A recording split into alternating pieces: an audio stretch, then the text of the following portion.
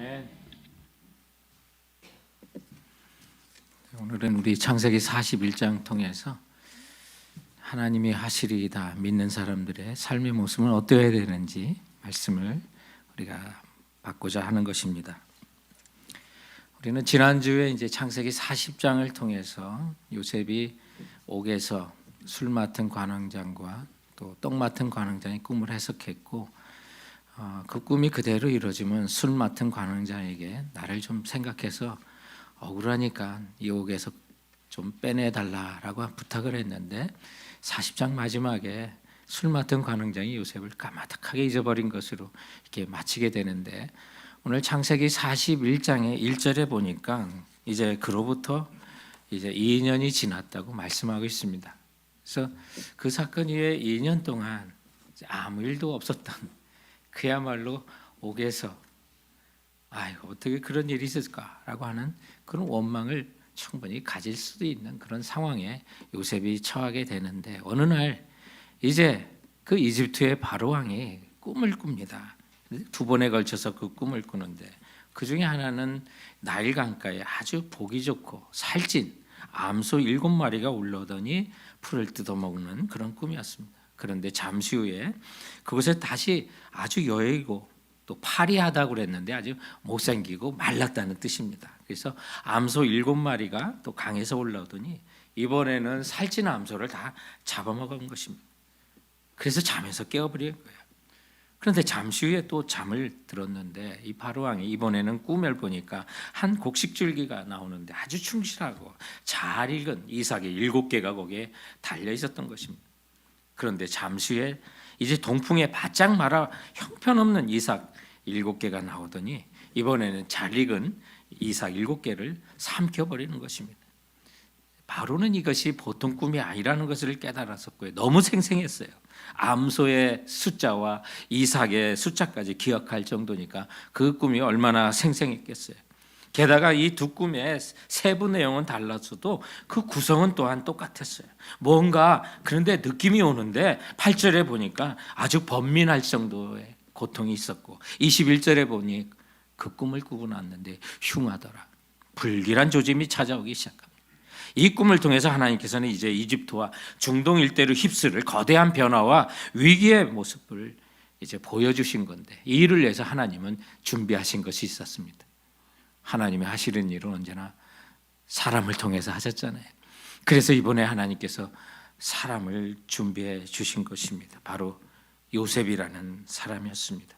역사에 정말, 그리고 우리의 인생에 무겁고 중요한 문제들마다 사실 답은 하나님이 갖고 계십니다. 하나님이 하십니다. 오늘날 보면 정말 이 세상 사람들이, 특히 우리 산호제에는 메타버스에 미쳐 있는 것 같은 그런 생각이 듭니다. 전에는 들어보지도 못했던 용어인 메타버스라고 하는 그리거입니다. 헬라어예요. 그래서 이 메타라고 하는 건 초월, 비온, 그 너머의 어떤 세상을 뜻하는 그 히브리어가 메타입니다. 그리고 이 땅을 포함하면 온 세상의 우주, 그게 유니버스예요. 이걸 합친 그 용어가 메타버스예요. 지금 어른들 인터넷 쫓아가기도 정말 버거운데, 이제 정말 입체적으로 모든 영상을 보면서 대화하거나 게임을 즐기거나 스포츠를 볼 이런 산업혁명, 4차 혁명의 산업혁명이 정말 우리 곁에 급격히 다가옵니다. 그래서 지난주 수요일에는 정말 전 세계 27억 명이나 사용하는 페이스북의 회사 이름까지도 메타라고 하는 이름으로 바꿀 정도로 정말 급격한 변화의, 지금 혁명의 시대가 우리 주변에 지금 있습니다. 그래서 우리 그리스도인들이 깨어 있어야 되고요. 그 메타버스도 우리가 전도해야 될 땅끝이고요. 교회를 세워야 할 정말 개척지라는 사실을 깨달아야만 합니다. 그러기 위해서는 우리가 이 시대에 흔들리지 않냐고 하나님이 하실 수 있습니다. 언제나 하나님은 변화하는 급격한 세상에 사람을 들어서 사람을 사용하시고 세상을 인도하셨던 것을 볼 때, 이 세상이 아무리 변화돼도요, 우리 성도들과 교회는 정말 빛과 소금의 역할을 감당할 수가 있다는 사실을 믿고, 그러면 그 이집트와 중동에 이르는 급격한 변화와 위기 상황을 하나님께서 요셉을 통해서 사용하셨는데, 우리도 그의 삶을 좀 본받아서 하나님이 하시리라고 고백할 수 있는 사람들의 모습은 어떤 모습이었는지 요셉의 모습을 통해서 살펴보고자 하는 것입니다. 그렇다면 이 땅을 살아가며 정말 하나님이 하십니다라고 믿는 사람들의 그 행동은 어때야 되는지 본문이 가르치는 첫 번째 교훈이 있다면 여러분 경험이나 여러분 지식보다 성령님과 동행하셔야 하는 것입니다. 하나님의 말씀과 성령님께서 내게 주시는 그 감동에 예민해야 되고요. 깨어 있어야 우리는 정말 하나님이 하십니다. 또 하나님께서 사용하시는 사람이 될 수 있는 것입니다. 오늘 이제 바로가 그 흉악한 꿈을 듣고 요셉에게 들은즉 너는 꿈을 능히 들으면 능히 푼다더라라고 15절에 말하는데 이 바로의 질문에 요셉은 예 저는 할 수 있습니다. 여러분 이렇게도 할 수 있는 거 아니겠습니까? 그런데 요셉은 철저하게 하나님을 앞세웁니다. 내가 아니라 하나님께서 바로에게 편안한 대답을 하실 것입니다 라고 말합니다. 철저하게 하나님을 앞세웁니다. 내가 아니라 하나님이 대답을 하실 것입니다. 쉬운 번역을 보면요, 저는 꿈을 해몽할 능력이 없습니다.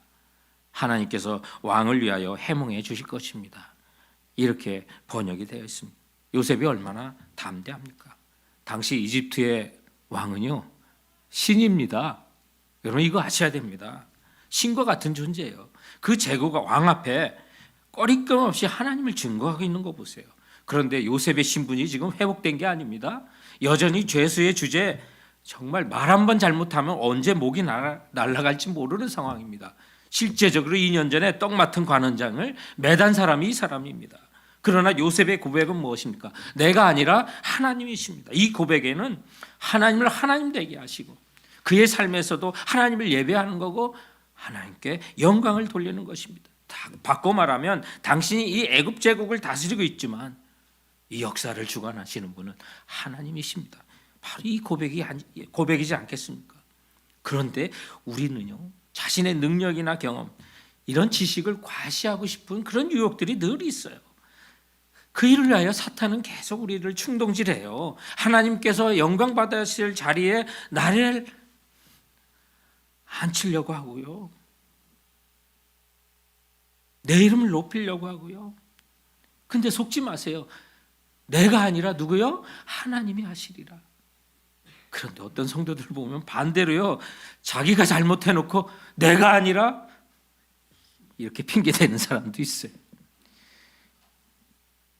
아담과 하와의 본성이 내려오는 거예요. 정말 선악과를 하나님께서 그 에덴 동산에 따먹을 수 있는 과일을 지천에 깔아놨는데 오직 하나님과 피조물의 그 관계를 구분짓는 거 하나 있었어요.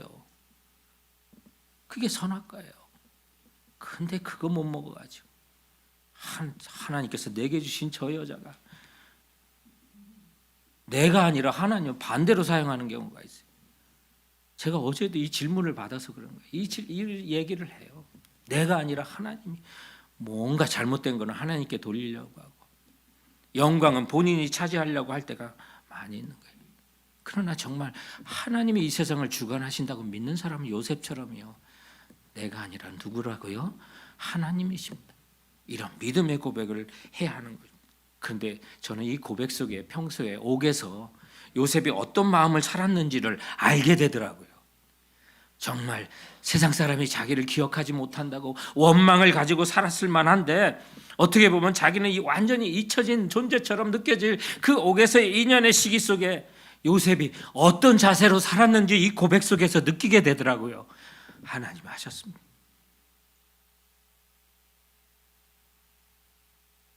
그러면 정말 밝은 세상에 나갔을 때만 하나님이 하셨다는 고백이 아니라 그 어렵고 힘든 고난의 시기에도 하나님이 하십니다라는 믿음을 가졌기 때문에 평소에 이 믿음을 가졌기 때문에 이런 고백을 할 수 있다는 것을 확신하게 되더라고요.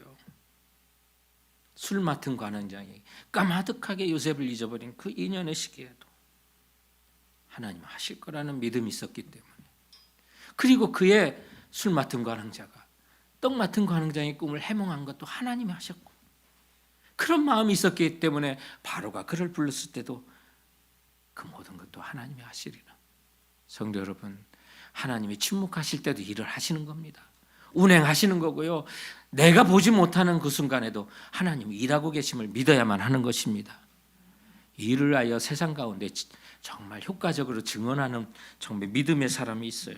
리 스트로벨이라고 하는 사람인데요. 이분은요, 예수는 역사다라고 하는 책을 썼는데, The Case for Christ라고 하는 건데, 이 책이 뭐 수백만 부 이상의 그 베스트셀러가 되고, 그래서 이 책이 영화로 나온 거예요. 지금 영화 포스터를 여러분이 보고 있는데, 근데 이분의 아내는 독실한 또 크리스찬이었고, 그런데 그 아내의 신앙도 부정했고 하나님은 죽었다라고 하는 그 무신론에 철저히 빠져 있었던 사람이 바로 리 스트로벨이라는 사람이었어요. 그래가지고 이분이 예수님의 십자가를 지심, 죽으심과 부활이 허구라는 사실을 증명하기 위해서 2년 동안 연구해요. 아주 석학이시거든요. 또 신문 기자니까 아주 철저하게 파헤치는 데는 아주 습관이 되어 있는 분이에요. 근데 이분이 2년 동안 그 연구한 자료가 이 책으로 나온 거예요. 그 결론이 뭐예요? 하나님은 역사 속에 살아계셨다는 거예요. 지금도 예수 그리스도는 살아계시다는 것을 믿고 그분이 이 2년 동안 예수님은 죽었다고 하는 자신의 무신론을 증언하고자 연구하다가 확신을 갖고 자신의 구주와 주인으로 모시고 바로 이 책을 쓴 건데 크게 역사한 거예요. 근데 이 책의 내용에 보면 자기 아버지와 하나님을 비유하는 것이 있어요. 근데 아버지가요 굉장히 무뚝뚝한 사람이에요. 자기를 잊어버렸다고 생각하고 사랑한다는 말도 안 하고 너무나도 아버지는 나에 대해 사랑이 없다고 믿은 거예요. 그런데 아버지가 돌아가시고 그의 유품을 정리하는 동안 그가 그의 아버지의 유품을 발견하고 통곡하는 일이 있었는데, 이분이 미국의 아주 유력한 신문의 기자로서 활동하신 분인데, 아버지께서 자기가 이 신문사에 입사된 그 소식과 함께 자기가 쓴 모든 신문 기사를 하나도 빠짐없이 내 아들이 쓴 거라고 스크랩을 다 했던 거예요. 본인은 몰랐는데. 아버지는 나를 기억하지도 않는다고, 사랑하지도 않는다고, 무뚝뚝한 아버지고 사랑하지도 않는다고 믿었는 그 아버지가 나의 모든 일상에 대해서 다 관심을 갖고 자기의 기사를 다 스크랩한 것을 통해서 우리 하나님 아버지와 그가 같다는 거예요. 침묵하고 계시는 동안 하나님은 나를 잊어버리신 것이 아니라 나의 모든 일거일투족을 지켜보시고 다 기억하시고 사랑하신 그 하나님 아버지라는 사실에 그가 굴복하고 하나님께 순종하고 나가는 모습이 이 책에 기록되어 있는 거예요. 성도 여러분, 우리가 정말 잊혀진 것 같아도 하나님은 우리를 결코 잊지 않습니다. 우리를 사랑하시고 함께 하십니다. 그러므로 우리 일상에 내가 아닙니다, 하나님 하십니다. 눈에 보이지 않아도 나를 위해서 이 세상에 하나님은 주인 되셔서 역사하고 계심을 믿어야만 하는 것입니다.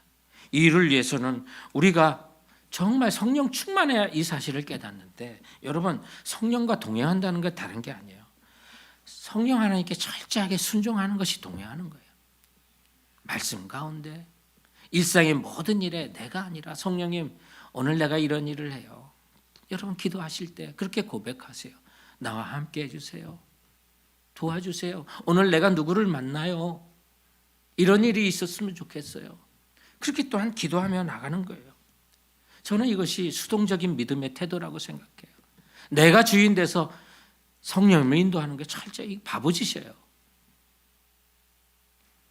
우리 예수 그리스도를 믿으면 성령이 내주하시잖아요. 성령님이 주인 되시는 거예요. 그러면 철저히 성령 하나님께 수동적인 자세가 되는 건데, 수동적인 자세는 뭐예요? 그분의 말씀에 순종하는 거예요. 그때 성령님이 나와 동행해 주시는 거예요. 하나님 도와주세요. 오늘 이 요셉이 바로의 꿈을 해석하고 해결책까지 제시하잖아요. 근데 그 해결책을 제시할 때는 성령의 감동을 받았다고 말씀은 기록하고 있어요. 그래서 우리들의 본문, 우리가 읽지 않았던 부분인 38절과 39절에 보니까 바로가 그의 신하들에게 이르되 이와 같이 하나님의 영에 감동된 사람을 우리가 어찌 찾을 수 있으리요 하고 요셉에게 이르되 하나님이 모든 것을 내게 보이셨으니 너와 같이 명철하고 지혜 있는 자가 없도다. 여러분 세상 사람들에게는 신이라고 불리는 바로가 지금 이 얘기를 하는 거예요. 요셉이 하나님의 영에 감동된 이런 사람을 내가 본 적이 없다. 그리고 요셉에게 이르되 하나님이 이 모든 것을 내게 보이셨으니, 누가? 하나님이 내게 보이셨으니. 하나님의 영에 감동된 사람이라고 하는 엄청난 고백을 받는데, 이게요, 왕만이 아니라 그 신하들조차도 요셉의 의견을 좋게 여기고 요셉을 하나님의 영에 감동된 사람이라고 인정하게 돼요. 요셉이 겨우 이때 나이가 30세예요. 근데 그 나이에, 그 청년의 시기에 있는 요셉의 그 내면에는 하나님의 영이 거하시는 것을 세상 사람이 본 거예요. 그리고 그의 지혜를 본 거예요. 그러니 이 기근과 역경을 앞으로 극복하기 위하여 비록 외국인이 죄수였지만 요셉을 총리로 세우는 것이 좋겠다는 확신을 바로 왕이 갖게 되는 거죠. 그리고 나중에 45절에 보면 바로가 애굽의 총리 대신이 된 요셉에게 붙여진 이름이 있어요. 이집트 이름이에요. 사브낫 바네아라고요. 근데 바네아라고 하는 이름은 분명히 해석이 돼요. 생명이라는 뜻이에요. 근데 이 사브낫에 대한 해석은 이거다 저거다 하는 의견이 좀 분분하긴 해요. 근데 성경학자들이 가장 많이 따르는 의견은 구원자라는 것에 많이들 동의해요. 그 연결해 보면 생명의 구원자라는 거예요. 이 이집트 사람이 또 바로 왕이 얼마나 이 요셉을 생각했는지를 알 수 있는 부분이에요. 자기가 정말 생명의 구원자가 아니라 그 바로 왕이 지금 요셉에게 이 이름을 붙여준 거예요. 이게 하나님의 영에 감동되지 않고서는 이런 칭찬 받기 힘든 거예요. 불가능한 거예요. 그래서 왕도 그런 결정을 내리고 이름까지도 그렇게 붙여지고, 근데 더욱더 기가 막힌 거는 지금 요셉의 해석이 지금 실현될 때 이 사건이 일어난 게 아니에요. 이제 요셉이 지금 하나님의 뜻을 풀어서 꿈을 풀어준 것이 이제 온전히 이루어지려면 적어도 14년은 더 있어야 되는 거예요. 근데 그 일이 이루어지기 전에도 불구하고 바로와 그 신하들에게 요셉의 말을 전적으로 신뢰할 수 있도록 하나님의 성령의 감동을 부어주시고 지혜를 보여줬다는 것은요, 우리가 어떻게 살아야 되는지를 보여주는 거예요. 왜 우리 그리스도인들이 장차 하나님이 이 땅 가운데 심판으로 다시 오실 것을 못 보여주나요? 그 분명한 거 아닌가요? 우리가 성령 충만하고 정말 하나님 말씀대로 산다면 세상 사람이 그거 보는 거 아닌가요? 왜 그래요? 우리가 주님의 날을 대비하고 살지 않기 때문에 그런 거 아니겠어요? 정확히 말하면 우리가 성령이 충만하고 정말 주님이 오신다는 걸 확신하며 우리가 살아간다면 우리의 언어나 우리의 물질 사용이나 우리가 시간 사용도 그날에 우리가 포커스가 되고 그날에 초점이 맞춰져 있다면 정말 진실이라는 거 깨닫지 않을까요? 그렇게 성령에 감동되고 성령께 순종하고 살고 주님 오시는 날을 대비하고 살아간다면, 그렇게 순종하고 살아간다면 이 세상 사람들이 우리 그리스도인을 통해서 뭘 봐요? 하나님과 동행하시고 정말 앞으로 일어날 일이 저것이구나라는 걸 깨닫게 될 것인데, 그것도 잘못 믿고 내일 온다 언제 온다 날짜를 맞춰가면서 그렇게 살아가니 세상 사람은 더 비웃는 거예요. 그러나 우리는 반드시 이루어질 날을 확신하고 살아가는데, 그러면 그 말씀에 순종하고 살아가고 우리 언어나 우리가 돈을 사용하거나 우리가 시간을 사용하거나 우리가 정말 은사를 사용할 때 그 말씀에 순종하고 살아간다는 세상 사람들은 느낄 거예요. 아, 하나님의 영에 감동된 사람. 성도 여러분, 우리가 이 땅을 살아가며 정말 세상 사람들에게 하나님의 영에 충만하구나, 하나님의 영에 감동되었구나, 주님의 지혜를 주셨구나라는 사실을 알 수 있는 것은 철저하게 하나님의 말씀과 성령님께 순종하고 살아갈 때, 내 지혜와 지식에 의지하지 않고 성령님께 순종하고 살아갈 때 이 세상을 느끼게 되는 거예요. 바로 그 사람이 성령에 감동된 사람이고 성령과 동행하는 사람이라는 사실을 믿고, 우리도 요셉처럼 내가 아니라 하나님이 하실 것입니다고 일상 속에 고백할 수 있는 우리 성도들 되시길 주님의 이름으로 축원드립니다. 오늘 말씀을 통해서 하나님이 하십니다라고 하는 정말 그런 확신이 있다면, 우리가 본받아야 될 두 번째 교훈이 있다면 급격한 변화를 평소에 주님께 충성과 지혜로 사셔야 한다는 것입니다.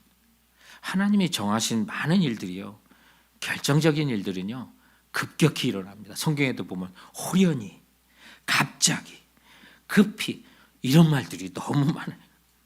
게다가 앞으로 이루어질 미래의 주님의 심판 때를 보면 정말 걷잡을 수 없이 급격하게 일어나요.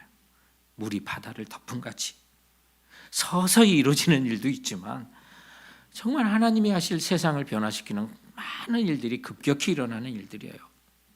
오늘 하나님이 정하신 때가 되니 이제 바로에게 꿈을 꾸게 하시고 술 맡은 관원장이 요셉을 생각하게 해가지고 오늘 9절 말씀에 보니까 본문에 술 맡은 관원장이 바로에게 말하여 이르되 내가 오늘 내 죄를 기억하나이다 라고 하면서 옥에 있었던 요셉과의 이야기를 다 털어내요. 바로가 그를 불러오게 하니 14절 말씀에 보면 이에 바로가 보내어 요셉을 부르며 그들이 어떻게 급히 그를 옥에서 내놓은지라. 여기 주목할 단어가 급히예요. 바로 앞에 쓸 거를 오랫동안 준비하지 못했을 거예요. 급히 그 앞에 나온 거예요. 그러면 그 앞에 나와서 바로 앞에서 할 행동이 평소 훈련되지 않으면 안 되는 거예요. 하나님이 정하신 것은요 급히 일어날 거예요. 근데 우리가 평소에 훈련되지 않으면 급히 일어날 일에 많은 사람이 당황할 것을 성경은 말하고 있어요. 그래서 저는 평소에 일어날 갑자기 급격히 일어날 이 변화에 평소에 주님께 충성과 지혜로 살아가는 이런 모습을 능동적인 믿음의 태도라고 말하고 싶어요. 아까 성령님께 우리가 순종하고 성령님과 동행하는 것을 아주 소극적인 이제 수동적인 믿음의 태도였다면 이거는 내가 주인 돼서 해나갈게 주님 앞에 충성하는 거고, 말씀 속에서 지혜를 찾아내는 것은 능동적인 믿음의 태도를 보이는 거예요. 그래서 하나님께서 내게 무슨 말씀하셨는지 충성과 지혜를 다 우리가 보여줘야만 하는 거예요. 요셉에게는 이 두 가지가 다 겸비된 사람이었어요.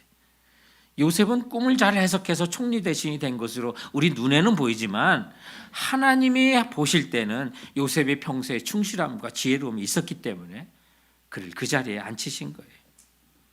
그래서 요셉이 바로의 꿈을 해석하도록 평소에 그가 순종하는지 안 하는지 훈련시킨 거예요. 여러분, 여러 시험을 감당할 때 큰 시험도 우리가 이길 수가 있어요. 훈련을 통해서요. 2달란트 맡았을 때 충실했을 때 더 많은 것을 맡겨주세요. 한 문화에 대해서 충성할 때 10골 다스리는 일을 허락해 주시는 거예요. 오늘 하나님께서는 바로의 그 앞에서 꿈을 해석하시도록 요셉을 훈련시켜 나가. 그래서 요셉이 어린 시절에 꿈을 꾸게 하시고 그가 그 꿈을 알았든지 몰랐든지 이집트로 팔려가게 하시고 그 외엔 옥에서 두 관원장의 꿈을 해석하게 하시고 꿈 해석에 대해서 훈련을 시켜나가다가 이제 바로왕의 꿈을까지 해석하면서 하나님의 뜻을 분별할 수 있는 능력을 주셨다는 사실을 기억하셔야 돼요. 그래서 작은 시험도 이겨나가야 큰 시험도 이겨나갈 수 있는 거예요. 우리 성도들이 작은 시험 앞에 퍽퍽 쓰러지는데 어떻게 하나님이 큰 일을 맡길 수가 있어요? 얼마 전에 한국이 너무 자랑스러운데 아주 로켓을 쏴가지고 공개를 하는 부인을 하고 뭐 공개적으로는 얘기하지 않지만 대륙간 탄도미사일 기술까지 가졌다는 얘기가 나오는데 얼마 전에 누리호라고 하는 그 아주 로켓을 세계 7번째로 성공을 했다고 하는데 우리 그 기술이 없어서 2013년도에 나로호라고 하는 그 로켓을 여러 차례 실패하고 쐈지 않아요. 그런 기술이 훈련이 경험이 뒷받침돼서 올해 누리호를 쏘았다고 하는 그런 발표를 제가 보기도 했어요. 세상사도 그런 거예요. 작은 일에 충성하고 훈련될 때 큰 일도 감당할 수가 있는 거예요. 앞으로 하나님이 이루실 많은 일들은 급격한 변화를 맞이해요. 지금 4차 산업혁명이 얼마나 빨리 돌아오는지 우리 그리스도인들이 깨어 있어야 되는데 주님 오시는 그날도 급격히 일어날 것을 가장 많이 자세히 설명한 게 마태복음 24장이었어요. 거기 종말에 대한 현상이 어떤 건지 예수님의 제자들이 예수님께 세상 끝에는 무슨 징조가 있겠습니까? 라고 그렇게 질문을 하실 때 예수님의 대답이 마태복음 24장에 곳곳에 난리가 난다. 주님이 이 땅에 오실 때 해가 어두워지고 하늘이 떨어지고 그때는 노아 때와 같이 심판이 이루어질 거라고 그랬어요. 물이 갑자기 일어나서 세상을 심판한 것처럼 그렇게 이루어진다고요. 그래서 두 사람이 밭을 메고 있는데 한 사람은 데려감을 당하고 한 사람은 버려둠을 당할 것이다. 두 여자가 맷돌질을 하는데 한 사람은 데려가고 한 사람은 버려둠을 당할 것이다. 그래서 마태복음 24장 44절에 이러므로 너희도 준비하고 있으라. 생각하지 않은 때에 인자가 급격히 온다고 해요. 그리고 45절부터 얘기할 때 누구를 기억하게 하는 말씀을 하는지 아세요? 바로 요셉이었어요. 요셉을 기억나게 하는 말씀을 했어요. 그때 하신 말씀이 뭐예요? 그 급격히 올 그날을 준비하면서 주님이 오시는 날을 대비하는 하나님의 사람들은 뭘로? 충성되고 45절부터 47절 마태복음 24장 그 말씀을 보세요. 충성되고 지혜 있는 종이 되어 주인에게 그 집 사람들을 맡아 때를 따라 양식을 나눠줄 자가 누구냐? 내가 진실로 너에게 이르노니 주인이 그의 모든 소유를 그에게 맡기리라. 누가 이런 일을 했어요? 요셉이에요.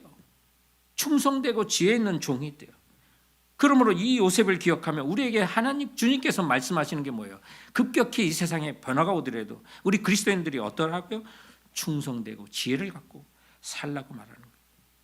신실함이에요. 충성이라는 거. 일을 감당하면 지혜와 능력이 있어야 되는 거예요. 정말 주인이 볼 때 충성은스러운데 지혜가 없으면 정말 곤란해요. 근데 지혜는 있는데 신실하지 못하면 더 큰 문제예요. 뭘 하나 믿고 맡길 수가 없는 거예요. 우리 직장 상사는 믿지 않는 사람이라 여러분 그런 얘기 하지 마세요. 믿든 안 믿든 우리 인정받아야 돼요. 충성과 지혜를 다해야 돼요. 요셉에게 지금 보디발은 뭐 믿는 사람이었나요? 바로 왕은 믿는 사람이었나요? 아니에요. 그 어떤 사람이 되든 우리 그리스도인들은 일터에서 충성과 지혜를 다 하되 특히 하나님의 말씀과 하나님의 뜻에 충성과 지혜를 해야 되는데 오늘 요셉의 그 충성과 지혜를 통해서 우리가 배울 것이 있어요. 그것은 본문 전체에 대해서 주님이 내게 주신 본문 전체에 대해서 충성과 지혜를 가져야만 하는 거예요. 근데 우리는 내게 좋은 본문만 싹 빼먹는 그런 못된 습관이 있어요. 오늘 이 요셉도 바로의 꿈을 해석하는데 하나님의 계시의 전체를 보면서 정말 지혜를 보여주고 있어요, 우리에게. 그런데 우리는 성경이 문단과 장과 절이 구분되지 않고 통으로 주셨다는 거 우리 잊어버릴 때가 많이 있어요.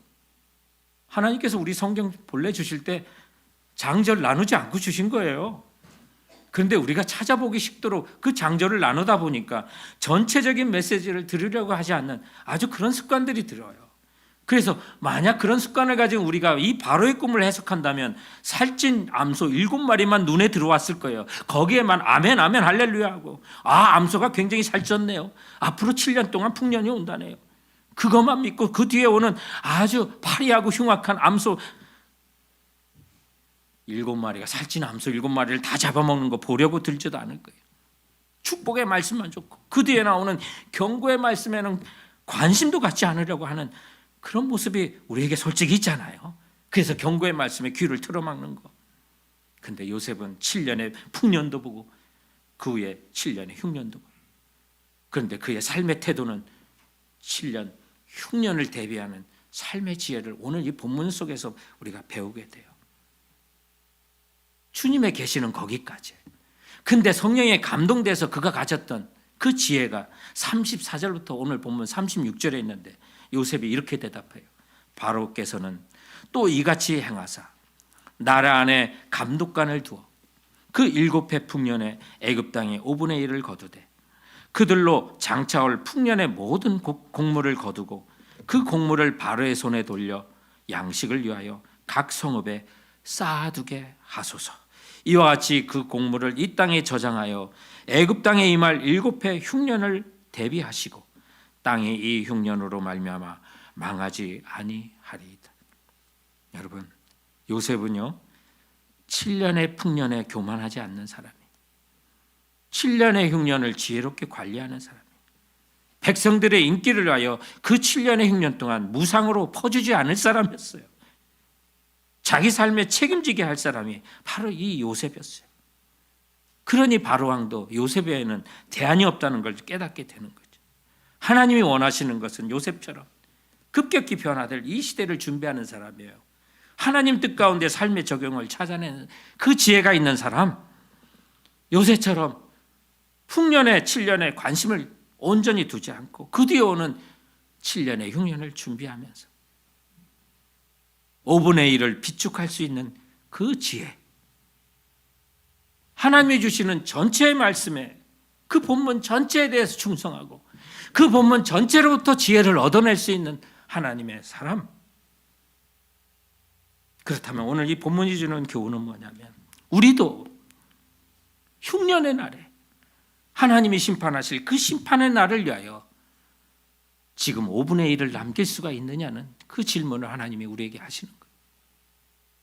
주님이 주시는 것은 궁극적으로 복이에요. 영원한 복이에요. 안식이에요. 부인할 수 없어요. 그런데 그 마지막에 있을 엄청난 심판이 있음을 우리 예비해야만 하는 거예요. 그날을 준비해야만 해요. 기독교의 생명이 어디 있냐면, 미래에 일어날 재난을 미리 보고 현재를 살 수 있는데 그 생명력이 있는 거예요. 세상 사람들은 그렇잖아요.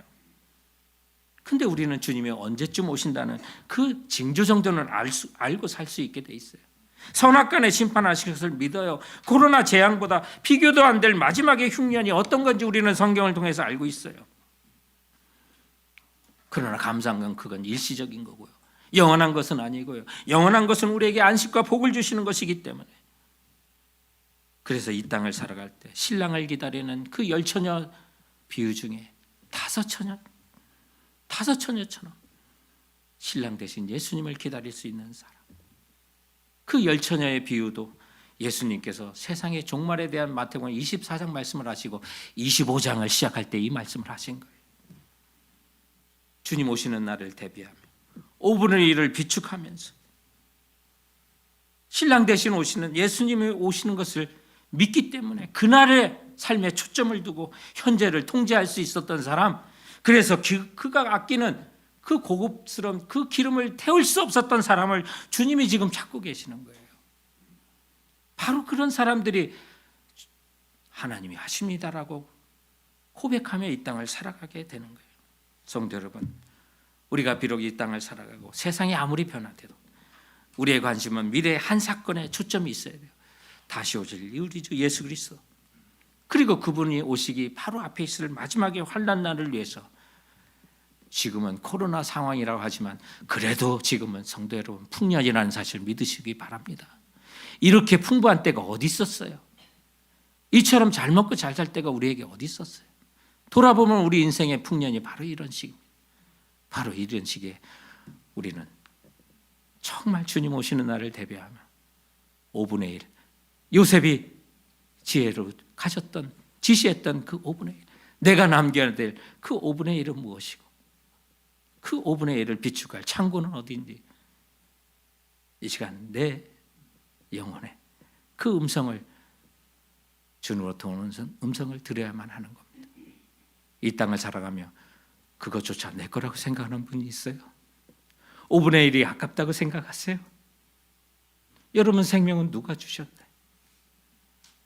저는 오늘 한 예화를 여러분께 말씀드리면서 오늘 설교를 마치려고 합니다. 김병년이라고 하는 목사님이 계시는데, 이분은 아내가 셋째 아이를 낳고 쓰러져서 뇌병변 1급 장애로 지금 수십 년을 간병을 하고 계시는 분이에요. 그러니 살림도 하셔야 되고요, 또 목회도 해야 되는 정말 많은 일을 감당하는 분인데, 그분이 쓴 책이 아빠 우리는 왜 이렇게 행복하지? 라는 책이 있는데, 거기에 타이틀이 내 돈으로 샀어라고 하는 그 제목의 글이 있어요. 그 글의 내용은 다음과 같은 거예요. 아침에 아들이 학교 가면서 하는 말, 아빠 식탁 위에 너구리 라면 2마리 먹지 마, 그거 내 돈으로 산 거야. 녀석의 말에 뭐라고 답해야 할까? 너 입은 옷 다 벗어, 그거 아빠 돈으로 산 거야. 신발 벗어, 그것도 아빠 돈으로 샀어. 안경도 벗어, 그것도 아빠 돈으로 산 거야. 그러고는 아예 훌라당 벗겨서 학교로 보냈어야 했나? 그 순간 하나님이 병년아 내게 있는 거 다 내놔라. 그거 내가 다 준 거니까 하고 말씀하시면 어떡하지 하는 생각이 들었다. 병든 아내도 데려가겠다고 하시면 어떡하지? 하는 생각이 와락 두려워졌다. 우리 아들처럼 나도 하나님께 내 돈으로 내 힘으로 했다고 우기고 있는 건 없을까? 성도 여러분, 우리 기도합시다. 우리 조용히 눈을 감고